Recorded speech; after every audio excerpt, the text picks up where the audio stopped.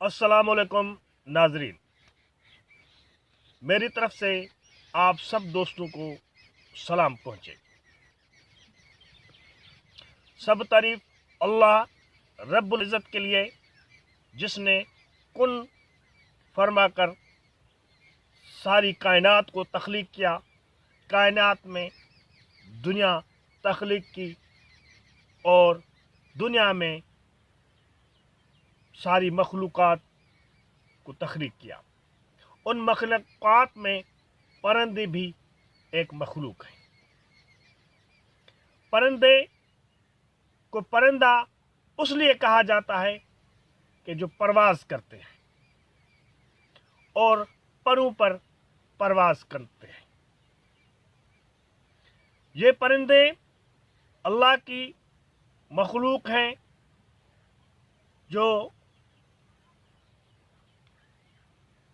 फ़िज़ा में परवाज़ करते हैं। आज हम आपको समझाएंगे कि ये परिंदे का घोंसला। आप देखें कि इस घोंसले में कितनी आर्किटेक्ट है, कितनी इंजीनियरिंग इस्तेमाल हुई है। ये परिंदे ये घोंसला अंडों के लिए बनाते हैं।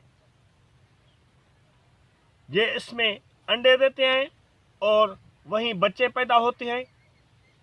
तो ये बच्चे इस घोंसले में ही आराम से रहते हैं और परिंदे सुबह उठकर जाते हैं और ख़ुद भी खा के आते हैं, अपना पेट भरकर आते हैं और अपनी चोंच में अपने बच्चों के लिए भी खुराक लाते हैं। कहते हैं कि जिसको अल्लाह ने चोंच दिया है, चन्ना भी वही देगा। तो अल्लाह ने इंसान को पैदा किया है, तो जितने भी बच्चे अल्लाह दे, रिज़्क़ भी वही देगा। लेकिन उसके लिए मेहनत करनी होती है। मेहनत के साथ अल्लाह पे तवक्कुल करना पड़ता है। आप देखें, ये परिंदे जो चहचहाती रहती हैं और इस दुनिया का एक अजीम शाहकार है, दुनिया की जीनत है। ये परिंदे जिसकी ज़बानें, बोलियां जो सिर्फ अल्लाह ही जानता है और ये खुद जानते हैं। ये उड़ते हैं, लेकिन इनके परों पे उड़ने की सलाहियत, ताकत किसने रखी? वो अल्लाह रब्बुल इज़्ज़त ने रखी। ज़मीन की कशिश होती है, हवा की ताकत होती है, लेकिन फिर भी ये बैलेंस से उड़ते हैं। ये अपना सिमत तरफें जानने की सलाहियत रखती है। इनको उड़ने की सलाहियत किसने दी? उड़ना किसने सिखाया?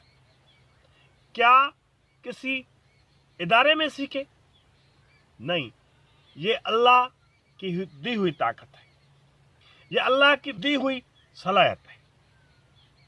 आप देखें, ये किस तरह हवा में बैलेंस रहते हैं। नीचे कशिश शकल भी है, हवा की भी ताकत है, फिर भी ये बैलेंस से उड़ते रहते हैं और उड़ने के दौरान ये अपने परों को छोड़ भी देते हैं, फिर भी उड़ते रहते हैं। और उसके अलावा मैंने कहा पढ़ा कि 10,000 किस्म के परिंदे हैं। इन परिंदों के किस्म हैं, अनवा हैं।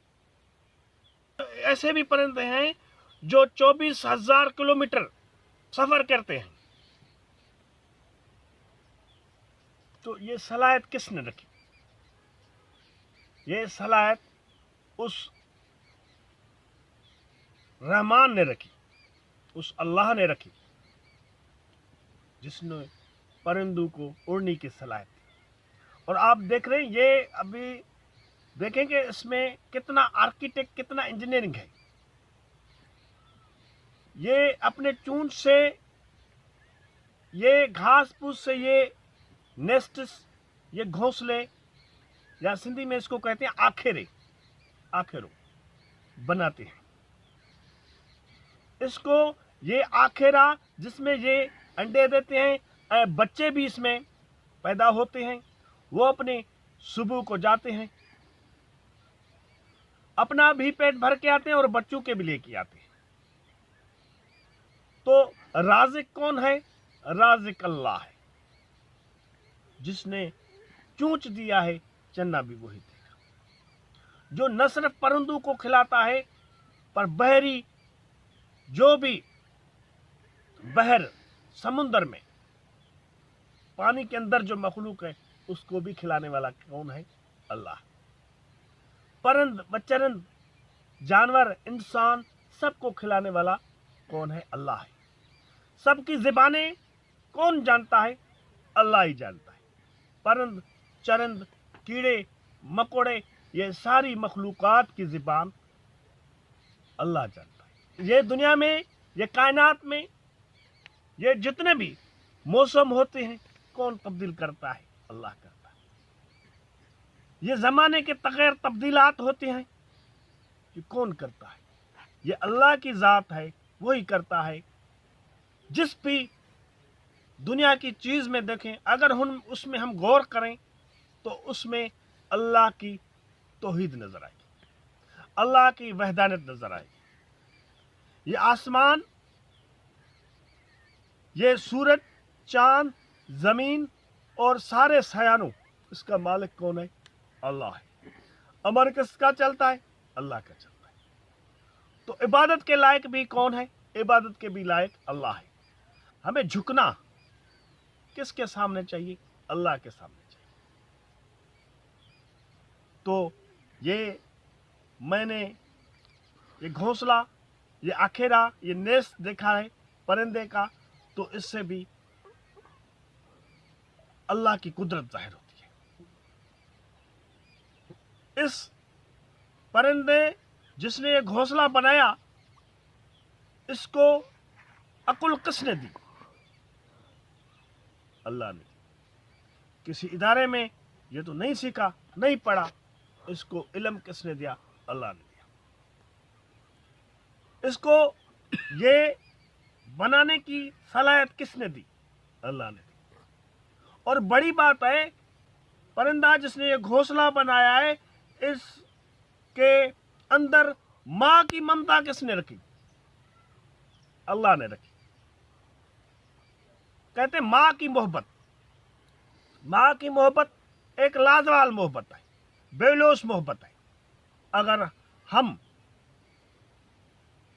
سوچیں تو پرندے سے ہی ہمیں سمجھ میں آ جائے گی، انسان تو انسان، لیکن پرندہ جو انڈے دیتا ہے، بچے پیدا ہوتے ہیں، اس کی پرورش نگہداشت کرتا ہے تب تک جب تک یہ اڑنے کے قابل ہو، اپنے پیروں پر کھڑے ہو، تو یہ تب تک یہ پرندہ ان کا خیال رکھتا ہے۔ آپ جانوروں کو دیکھیں، وہ بھی اپنے بچوں کو پالتے ہیں، تو یہ ان کے اندر ماں کی ممتا کس نے رکھی؟ اللہ نے رکھی، جس نے سب کو تخلیق کیا۔ ممتا کس نے رکھی؟ اللہ نے رکھی۔ محبت کس نے رکھی؟ اللہ نے رکھی۔ ہر چیز سے اللہ کی قدرت عیاں ہوتی ہے، اللہ کی قدرت ظاہر ہوتی ہے۔ تو ہمیں کس کی عبادت کرنی چاہیے؟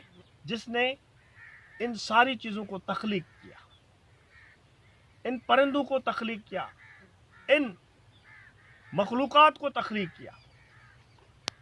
تو عبادت کے لائق صرف اللہ کی ذات ہے، جس نے پرندوں کے اندر ماں کی ممتا رکھی، جس نے پرندوں کے اندر اڑنے کی صلاحیت رکھی، جس نے پرندوں کو اپنے بچوں کے لیے گھر بنانے کی صلاحیت دی۔